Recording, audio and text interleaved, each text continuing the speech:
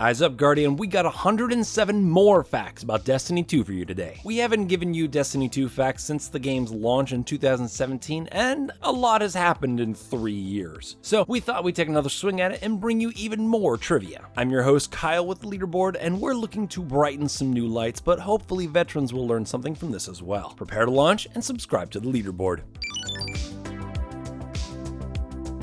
Number 1. Let's start with the biggest and best news to hit Destiny 2 since its launch. On January 10th, 2019, Bungie announced its split from Activision to assume full publishing rights for the Destiny franchise. Number 2. After the split from Activision, Bungie wanted to work more with the community, saying there are only 2 groups that are going to decide what happens to Destiny next: Bungie and the players who play Destiny. Number 3. In Bungie's Vidoc, The Road Ahead, Bungie stated they would be moving away from DLCs and replace them with seasons of sustained content. Eric Osborne, head of community, said players want to be able to experience the game, not just in day 1 feast mode. They want that buffet to last throughout the year. Number 4. The following year in the Vidoc, The Moon and Beyond, Bungie changed it up. They said each year would have an expansion set that comes out, followed by 4 follow-on seasons of content. The expansions are meant to be an anchor that sets the year's arc in a place that will allow the seasons to grow, evolve, and change the game. For example, year 2, we were on Destiny 2 Forsaken with 4 seasons: Season of the Outlaw, Season of the Forge, Season of the Drifter, Season of Opulence, before moving on to Destiny 2 Shadowkeep in year 3. Number 5.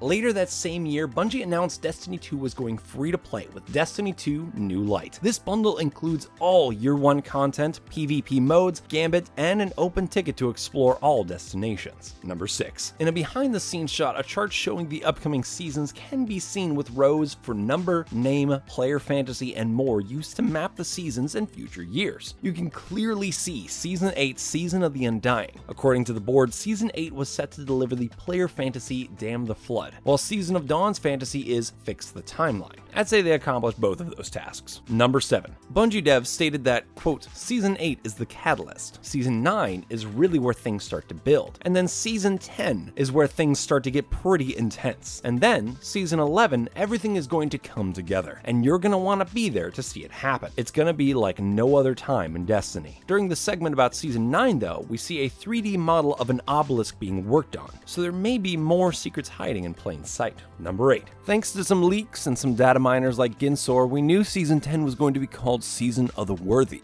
Season of the Worthy is also bringing back the fan favorite and heavily requested Trials of Osiris PvP event and gear from Destiny 1. Number 9. The same whiteboard can be seen listing year 4 to year 7, which makes sense. Bungie has gone on record saying they want to continue Destiny 2 for another 3 to 5 years, so it looks like we're not going to be seeing a Destiny 3 anytime soon. Number 10. Of course, Shadowkeep did launch with some flaws. Players were able to completely bypass the mechanics of Argos, the boss in the Eater of Worlds raid lair. Using the newly introduced anti-barrier mod brought with Shadowkeep, players were able to shoot right through the barrier and deal damage directly to Argos, skipping multiple mechanics and puzzles. Number 11. Finishers were introduced in Shadowkeep, giving players some extra style when they finished off an enemy. But thanks to a glitch with the finishers, Titans and Hunters were able to save a finisher and boop enemies off the world to their death, including strike and raid bosses. Number 12. In 2020, a player discovered a glitch with a Dawnblade. While your Dawnblade was active, if you went into your inventory and swapped out your weapon, you now had infinite Dawnblades. You could use this to either set the Crucible ablaze or melt some bosses. This isn't the first time an infinite super glitch has appeared in Destiny though. Number 13. During the first days when the Mayhem game type came to Destiny 2, there was a glitch that allowed Warlocks to fire their Nova Bombs without using their super energy. Mayhem matches with Warlocks suddenly turned into games of dodgeball. Number 14. Destiny 2 launched with each subclass only having 2 branching paths. Up until Forsaken, there was no Blade Barrage, no Kamehameha Waves, and Titan Hammers were only one-handed. Number 15. Forsaken added in a 3rd branch to each subclass. The team looked at what power fantasy each class provided and either filled in the missing gaps or approached a similar vibe but with a different spin.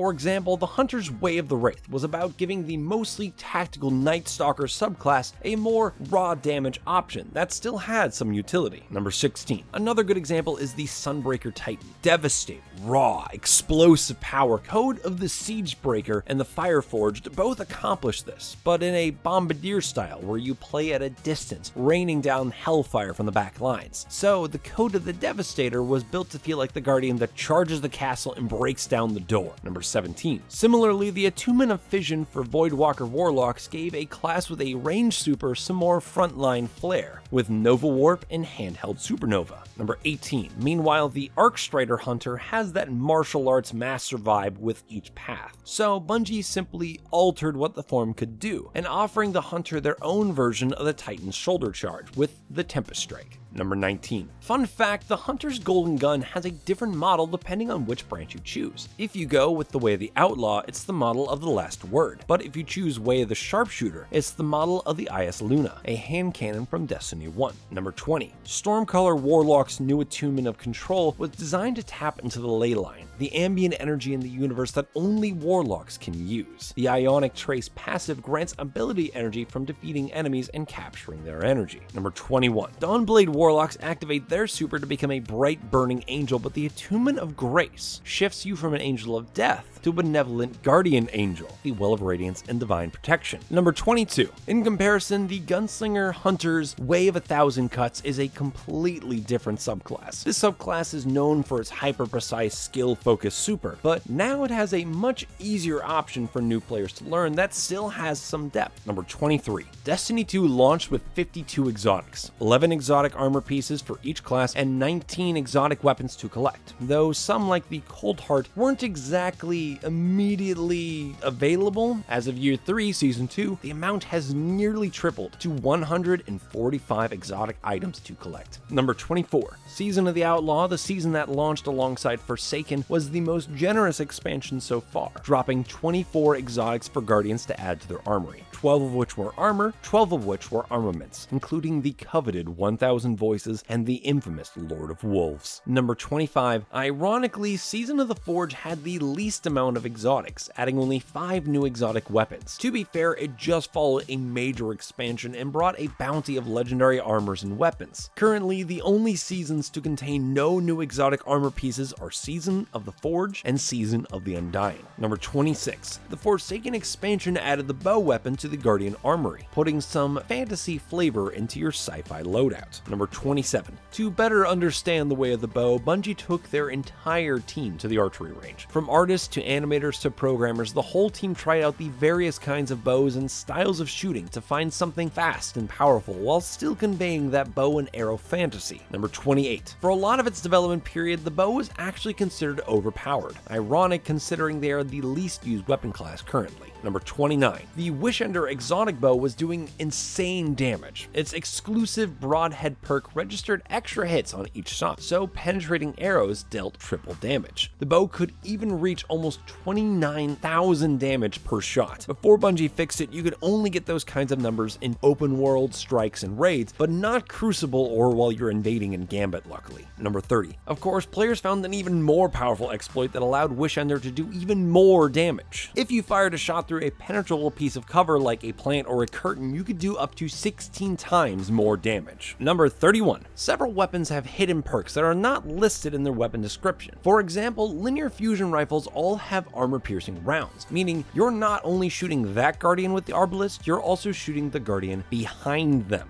Number 32. The exotic auto rifle Cerberus +1 has reverse damage falloff. The Cerberus +1 does more damage the farther a target is up to 20 meters away. Beyond that, the damage caps until 50 meters, where it falls off once again. Number 33. While the Rat King perk Rat Pack doesn't increase damage, it does increase firing rate and magazine size for each Rat King equipped nearby, up to a magazine of 20. While this one isn't so much hidden, it's rather poorly listed. Number 34. Skyburner's Oath, on the other hand, has no damage drop-off at all. Whether you're point blank or from across the map, its projectiles will still hurt just the same. Combine that with the perk Explosive Rounds, which also has 0 drop-off, and you are covered at all ranges with this weapon. Number 35. The exotic fusion rifle Merciless has the hidden perk Feeding Frenzy, featured in other fusion rifles, that allows it to reload faster after getting a kill. Number 36. Outbreak perfected as a perk that increases accuracy as you fire the weapon, bringing some to believe the gun has the perk Persistence, which appeared in Destiny 1 and had the following effect. Accuracy increases as you fire the weapon, up to 20%. Number 37. When Destiny 2 launched, Bungie decided to remove random rolls on weapons, so every version of a weapon was the exact same, and players got bored with the weapons fast. No matter how many Better Devils you got, it was the same Better Devils. So they introduced random rolls back into the game with Forsaken and let players grind for those coveted god rolls like they used to in Destiny 1. Number 38. Guardian loadouts were vastly different at launch than what they look like now. Most notably, Destiny 2 launched with power weapons instead of heavy weapons, and all shotguns, fusion rifles, and sniper rifles were in that slot. Then when Forsaken launched, Bungie moved all the slots back to the days of D1 with kinetic, energy, and heavy weapons. But they added a twist to the formula. All weapon types can now be slotted into any weapon slot. Certain weapons were kept to the heavy slot, like Legend of Acreus and Whisper the Worm, due to how powerful they were. Number 39. Machine guns were not in Destiny 2 until 2018's Festival of the Lost, when Guardians could bring down the Thunderlord by completing the Journey of the Reef Cryptarch questline. This exotic heavy weapon was the only machine gun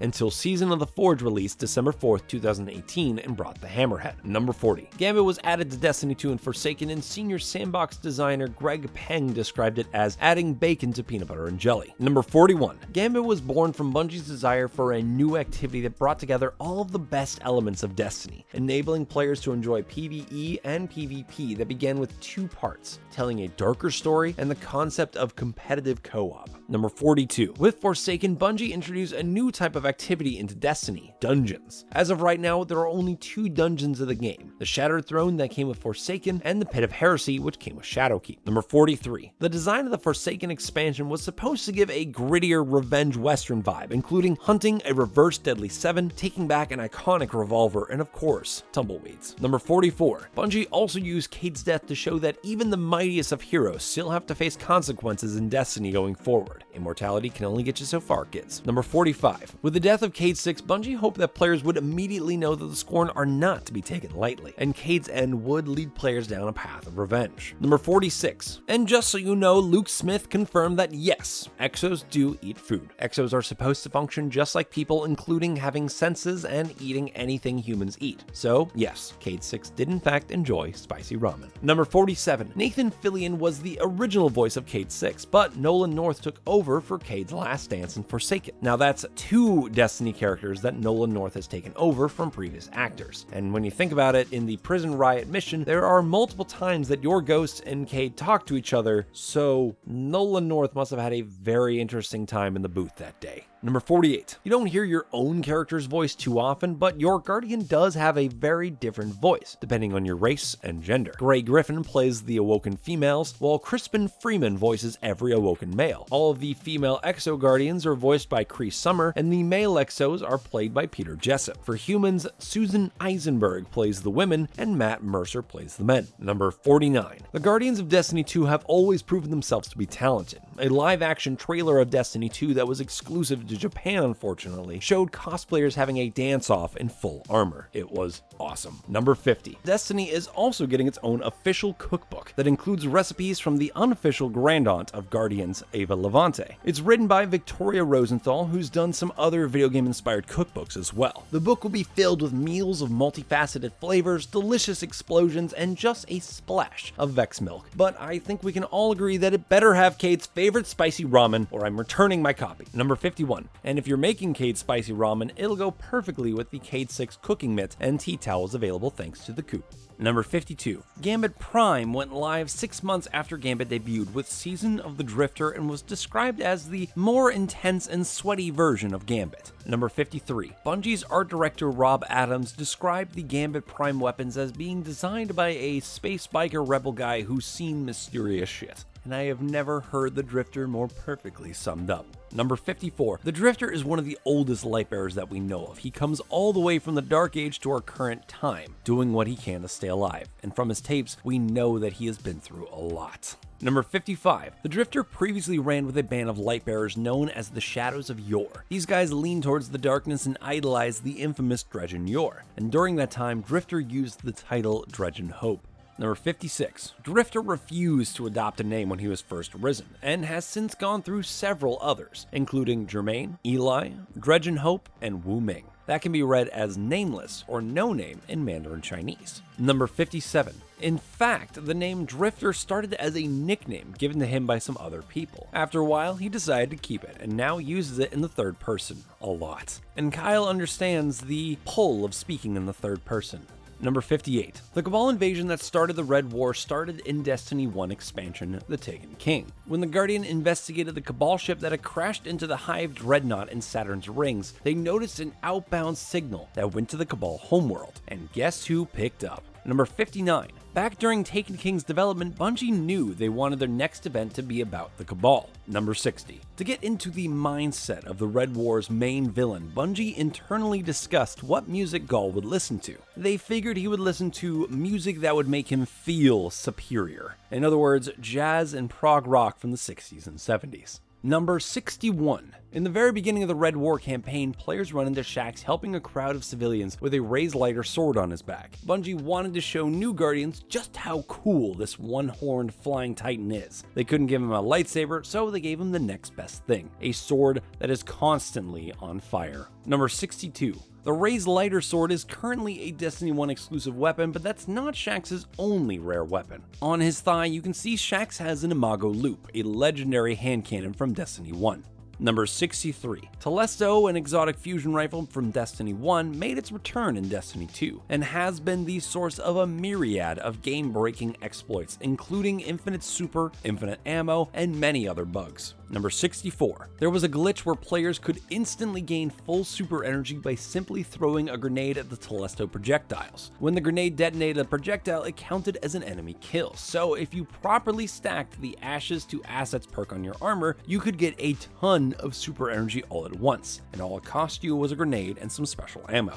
Number 65. If a throwing hammer or grenade exploded on a Telesto shot, the player would receive 3 stacks of the Roaring Flames buff. In PvP, that could turn throwing hammers into one-hit kill weapons. Number 66. If a Titan Sentinel chucked a grenade at a Telesto shot, they would also restore their health. Number 67. Middle Tree Gunslinger Hunters could get their Playing with Fire buff by using their knife trick on a Telesto shot, allowing them to stack the boosts and keep them going indefinitely. Number 68. Yotan, which was first introduced in Season of the Forge, could demolish raid bosses in just 8 shots. If fired from point-blank range, the weapon's damage increased to 7 or 8 times normal, on the PC version at least. On consoles, the damage would simply double. Either way, Yotan was way too powerful, so Bungie disabled the weapon during the first 24 hours of the raid to not give an unfair advantage to anyone competing for the world's first completion.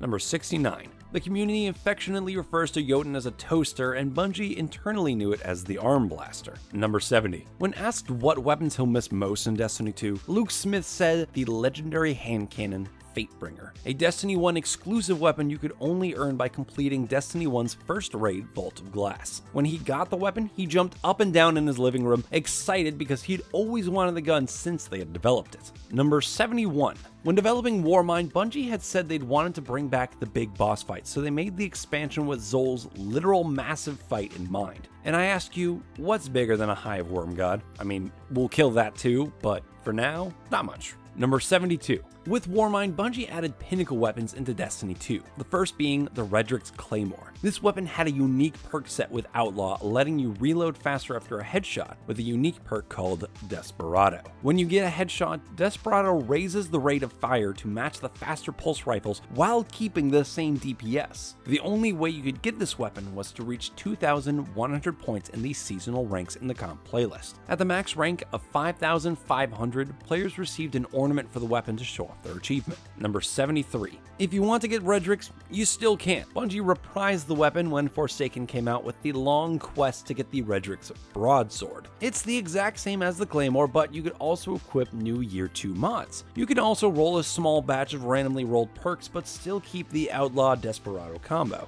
Number 74. For each season onward, Bungie brought in a new set of Pinnacle weapons for Vanguard, Crucible, and Gambit. These weapons became some of the most sought-after weapons like the Luna's Howl, the Not Forgotten, the Recluse, 21% Delirium, Loaded Question, and so many more. Number 75. Season of the Forge introduced us to the Black Armory and Ada-1. Ada-1 has been the keeper of the Black Armory secrets from Guardians and the Vanguard since the Golden Age, due to a lack of trust she has with the Guardians. Number 76. The Black Armory was founded by 3 families: the House of Mayrin, the Rasmussen clan, and the Sato tribe. Each brings elements of their native heritage to the Armory's designs. Number 77. The Black Armory exotic bow Le Monarch comes from the House of Mayrin, while the Yotan comes from the Rasmussen clan, and the Izanagi's burden was from the Sato tribe. Number 78. In Shadowkeep, the weapons you craft on the moon, like the Loud Lullaby, have a special little touch to them. The runes that cover the weapons start to glow when they are near nightmares, giving you a little visual representation of when you're getting close.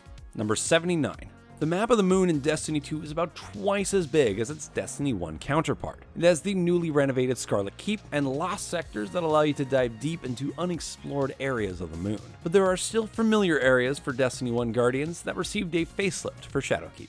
Number 80. If you listen to the eerie yet beautiful soundtrack for Destiny 2 Shadowkeep, you can hear the lovely singing voice of Laura Intravia from Video Games Live. Number 81. The legendary Halo composer Marty O'Donnell also composed Destiny's soundtrack. Unfortunately, he left Bungie after being, quote, terminated without cause. Although his departure reportedly won't negatively impact the remaining development, we would also like to thank him for bringing his creativity to the sounds of the galaxy. Number 82. If you ever want to go back to the farm, Destiny 2's original social space, there are tons of little secret buffs hidden around the space, just like in the tower, including a jumping puzzle that increases your agility and jumping height, called Scouting Commander. It will last throughout your entire time at the farm, and it will reset when you go to orbit, just like in the tower, but we're not going to tell you how to get it.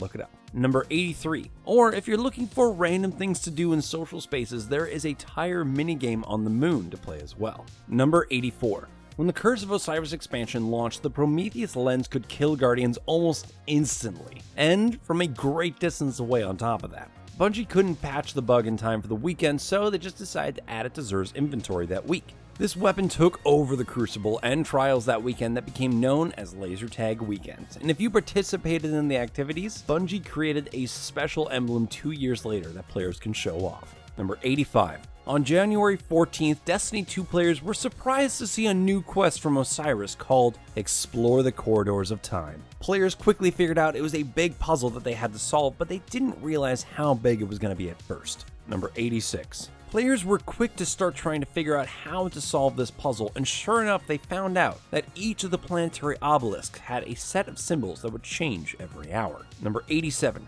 Turns out that those symbols were actually the path you needed to take to complete part of the puzzle. There were 19 different codes needed, and each of them came out every hour. Number 88. After all 19 codes were found and plugged into the corridors, players found the puzzle was still not finished. Sure, they got an emblem for their efforts, but the quest was still not complete. There was also a new symbol in the final room that was unique to each player. And so the hunt began again to finish this puzzle. Number 89. It took the Destiny community 6 days of sleep deprivation, Google Sheets, streaming, and tons of pictures to finally solve this massive puzzle. If you want to see how all this went down, I highly recommend Evan F 1997's video about it. Number 90. Devrim K is Destiny and Bungie's first gay character to mention his partner in dialogue.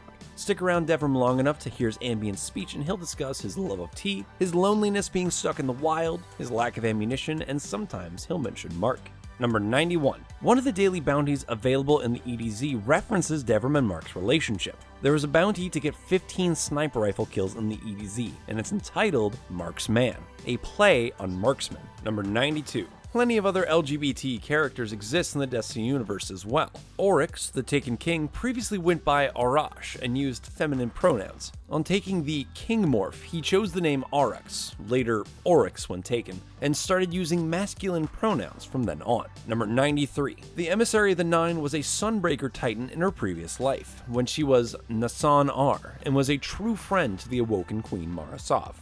Number 94. It seems the Mida multi-tool and the Mida mini-tool were pulled from the Marathon universe into the Destiny universe via an experiment. Mida is a nod to the history explained in the level The Rose from Bungie's Marathon series. There was a government coup that failed and went underground. One of the survivors, Strauss, fled the planet, but the other traveled beneath Mars' surface and found a temporal anomaly that allowed the weapons to travel to the Destiny universe. Number 95. Originally, Arena's Vow set the user on fire after every shot. After some playtests, they decided to remove it, but boy would that have given me old Halo 3 vibes. Number 96. Destiny 2 Shadowkeep brought about Armor 2.0. Previously, Armor only gave points towards mobility, resilience, and recovery, and had some random perks. Armor 2.0 added more variety to Armor by letting you slot in mod perks that you want on your armor. It also brought back the stats for discipline, intellect, and strength. Number 97. Shouldn't be too surprising, there are monsters flying under the radar in Destiny. The Ahamkara have just about anything beat. They're mysterious and powerful wish dragons that could bend reality to fulfill your deepest desire, so anything is possible. The Ahamkara seem to be aware they're in a video game as well, and in several lore tabs, they even break the fourth wall. Number 98. Mara Sov once used a wish to summon Shaxx to the reef to read her a bedtime story. The details are a little unclear, but the last line of the lore entry simply reads, "The helmet stayed on." Number 99. Players went to slay the last Wish Dragon in the aptly named raid, The Last Wish. When it went live on Friday, September 14th, Guardians rushed to see who could complete it first. Bungie confirmed the first completion the next morning after it had been live for 18 hours and 48 minutes, breaking the record for the longest undefeated Destiny raid by 4 hours. Number 100. Destiny 2 made an appearance at AGDQ 2020 with a speedrun of the Last Wish raid. The runner completed it in 30 minutes and 24 seconds, which is just insane because the first clear of this raid took 36 times that. I know practice makes perfect, but like, goddamn, folks. Number 101. On January 30th, 2020, players were challenged to help rebuild the Imperium Foundation by donating Fractaline by the hundreds. On February 25th, almost a month later, Bungie announced Guardians had reached the final stretch goal of 9,777,777,700 Fractaline. Number 102. The world record for the fastest completion of the Whisper was 3 minutes and 29 seconds. In December 2019, Granger, Claw, and Tracy set the record, number 103. The Garden of Salvation, the latest raid to be added to Destiny 2, was first completed in 6 hours and 13 minutes. According to Bungie, the first place team beat the second place team by just 2 minutes and 33 seconds. Number 104. The Hunter class card shuffle emote turned your Guardian into an unstoppable killing machine. If you pulled off a complicated combo of sword swings and dodges, you became invulnerable to enemy and environmental damage, including raid wipe mechanics. It basically activated God mode, allowing players to solo raid bosses. Number 105. Bungie was under fire after players found their XP was being throttled if they grinded the same event over and over again. When you hit max level, you would receive a seasonal engram for the Eververse store. You could use the engrams to unlock cosmetics that were behind the paywall or earn Bright Dust, an in-game currency used to purchase Eververse items that were being offered for dust directly. After players found out about the throttling, Bungie turned it off, but players were still quite upset. Number 106. This is even after issues Destiny 2 had on launch. The game had PlayStation 4 exclusive content, including a multiplayer map, the Borealis sniper rifle, and a strike, which didn't come to the other platforms until a year later. Number 107. A couple years later, and Destiny 2 even won the Game Award for the best community support in 2019. And Bungie earned it. Bungie had a pretty good 2019 and did a lot of listening to its community. So here's to looking forward to a good 2020 for Destiny 2 and many years to come. I've been your host Kyle with the Leaderboard, and thanks for watching. Be sure to subscribe to the channel. From indie to AAA, we love the games you play.